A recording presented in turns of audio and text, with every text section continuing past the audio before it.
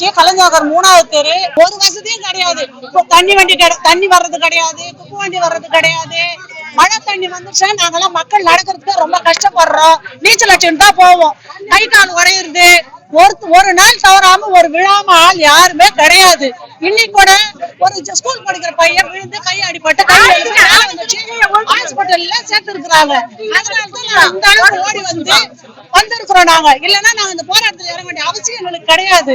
ரொம்ப கஷ்டப்பட்டு 6 மாசத்துக்கு மேல இருக்கு. இவங்கள கேட்டா அவங்கள சொல்றாங்க, அவங்கள கேட்டா இவங்கள சொல்றாங்க. ஆபீசர்ஸ் வர்றாங்க போறாங்க, வேற எதுவும் சொல்ல மாட்டாங்க. நாங்க என்ன பண்றது தெரியல.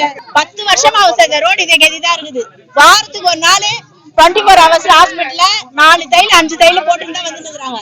எவ்வளவு நாள் நாங்க பொறுத்து இருக்கிறது? திமுக கவுன்சிலர் கேட்டா டிவிகேன்றாரு, டிவிகாவை கேட்டா திமுகன்றாங்க. நாங்க கட்சிக்காக எங்க மரியாதை பண்ணல. எங்களுடைய பொது இது ரோடு இல்ல, தண்ணி இல்ல, குப்பை வண்டியில எதுவுமே கிடையாது. டிவிக்கு வந்தானா எங்களுக்கு விமோச்சனம் கிடைக்கும், அதுவும் எங்களுக்கு கிடையாது. எதுவுமே இல்ல. இலங்கை அகதிக மாதிரி நாங்க இங்க இருக்கிறோம். அவ்வளவுதான் சார். சிஎம் வரைக்கும் பெட்டிஷன் போட்டாச்சு. பொன்னையன் அவருக்கு நாங்க சொல்லியாச்சு. ஆவடி முனிசிபல் நாங்க கம்ப்ளைண்ட் கொடுத்தாச்சு. எந்த நடவடிக்கையும் இல்ல. அவங்க கேட்டா இவங்களை பழி போடுறது, இவங்க கேட்டா அவங்கள பழி போடுறது. இதுதான் இங்க நடந்துருக்காடி. எங்களுக்கு அடிப்படை வசதி கூட இங்க கிடையாது. அதிகாரிங்க யாருன்னா இங்க வந்து பாத்தாங்களா? உள்ள சுத்துறாங்க, போறாங்க. இதேதான் பண்ணிட்டு ஒரு 2 குழந்தை, ஒரு பெரிய ஒரு பையன் எங்க வீட்டு முன்னாடி விழுந்திருக்காங்க.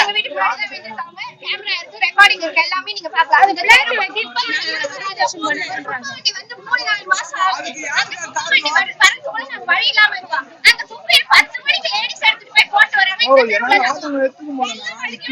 போறாங்க.